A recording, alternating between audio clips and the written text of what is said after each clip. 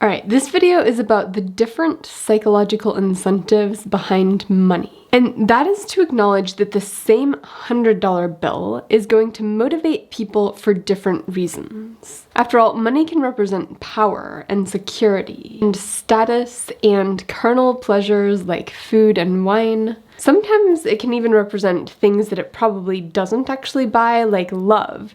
If people perceive that their need for love can be fulfilled with money, even if that perception is wrong, then that's sort of built behind people's motivation for money. And this is one valuable thing that behavioral economics has to offer us, and that is we need to think about these different motivations behind money separately, because in a lot of ways there's going to be diminishing marginal value to each of these things, and different people are going to place different emphases on the different psychological forces behind money, and that may actually play out in the way they respond to financial incentives. And the simplest way to think about this is to think about the difference between motivating a poor person with $100 and motivating a rich person with $100. We obviously know that those two aren't the same thing, and diminishing marginal value for money will get you that alone. But it could be that for the poor person, the money represents like security, basic needs, and that's sort of how they think about money. Whereas for the rich person, if you want to incentivize them, the money really is more about status and more about the relative value of that money compared to people around them. And if you're putting together a wage contract or some sort of incentive system for these two different people, you're going to need to have different things in mind as you construct that contract. So in this video, first I'm going to make a case that we need to be thinking separately about the different psychological motivators of money. And then I would like us to think through a couple of specific examples of how this might play out, specifically when we're thinking about how to frame money in advertisements and how to construct wage contracts. So that's where I'm going. And so first we might want to brainstorm what are the different psychological motivators behind money. And we know there's security, status, power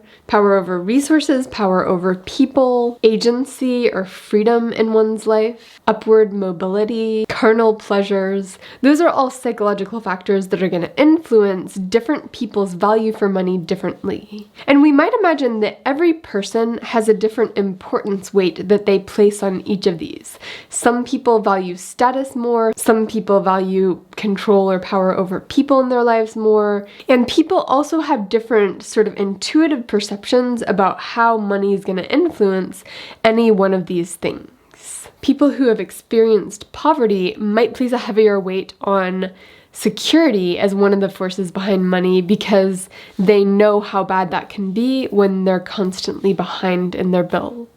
And I suspect as big data and artificial intelligence play a bigger role in guiding our lives and motivating our online behavior, that the algorithms may figure out how different people weigh these different psychological factors behind money differently. And if the companies that own that artificial intelligence know that about you, that's power in their pocket. As a matter of fact, if we're worried about how companies might use information like that, we first need to understand what is the information and how could it be misused. And it could be that the psychological factors that play in with your value for money are very contagious between friend groups, that you tend to weight the same money factors similarly to people that you interact with regularly.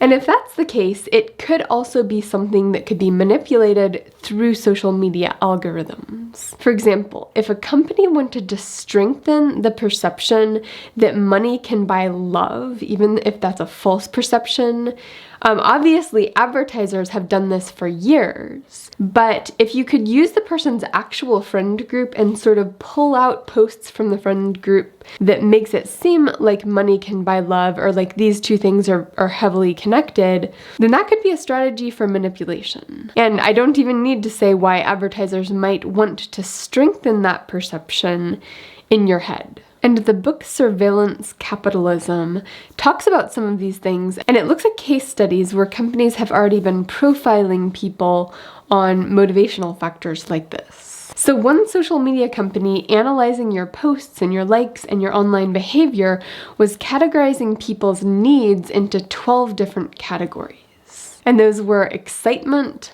harmony, curiosity, ideal, closeness, self-expression, liberty, love, practicality, stability, challenge, and structure. Similarly, there was categorization of people onto social media into these 5 big categories, which were self-transcendence and helping others, conservation and tradition, hedonism and taking pleasure in life, self-enhancement and achieving success, and openness to change and excitement. So you can imagine money plays a role in all of those. If you have more money, you're going to have a little bit more power, perhaps, to pursue each of these. And of course, money can be perceived to be part of the story for all of these motivations. But the way you pay people and how they perceive money and how they experience the diminishing marginal value of money might be different depending on which category a person emphasizes.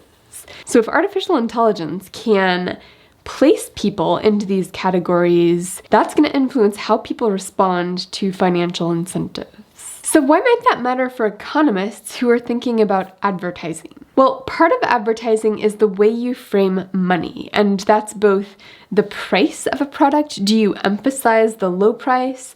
Do you de-emphasize price completely so that it's not first and foremost in people's brains? Do you emphasize relative prices? Do you frame the money spent on something as an investment in security? There's lots of different ways of framing how people might pay for something and how to think about that payment. And the optimal way of framing something may depend on a person's personal psychology as it relates to money. For example, some people are very afraid of being taken advantage of. So if you de-emphasize price, for that group of people, that could create distrust. They might be less likely to buy your product. On the other hand, other people might be sensitive to price if they notice it, but if that's not even on their radar and they're only thinking about the value of something, maybe they're more likely to buy it. So targeting advertisements to people's specific psychological relationship to money could be a thing. And as long as we have social media sort of putting us in these boxes and making predictions about our behavior and our psychological needs, there could be issues that we need to think through. For example, if you don't spend much time on social media, maybe the artificial intelligence isn't going to have good data on you, but they know if they can improve their prediction about the type of relationship you have with money, they can make money. So how might they approach someone who's not on social media?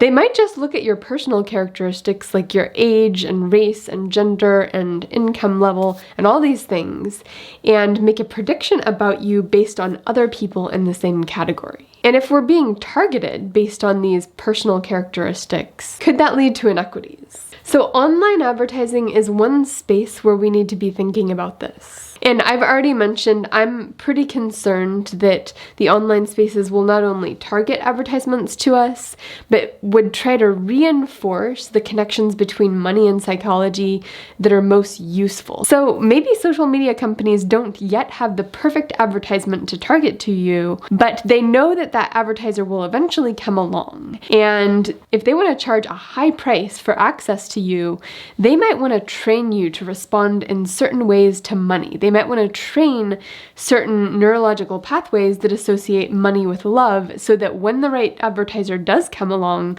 they can charge a high price for access to you. There's also the issue of employment contracts. It's not too difficult to see that someone who emphasizes security is going to value an employment contract that perhaps has a lower wage, but a lower risk level, a lower probability of losing the job. And perhaps someone who values money for the status boost that they perceive to be associated with that money might be more responsive to an employment contract with perhaps more risk, but a higher reward if you succeed within that contract. So in the same way that advertising could be targeted to your specific relationship with money, your contract, your employment contract could also be targeted in that way. And if that happened, you could actually see a situation where inequities are driven by different emphases on these different values behind money. If, for example, women value security more, men value status more, algorithms that match the contract to the person could lead to wage inequities between those groups.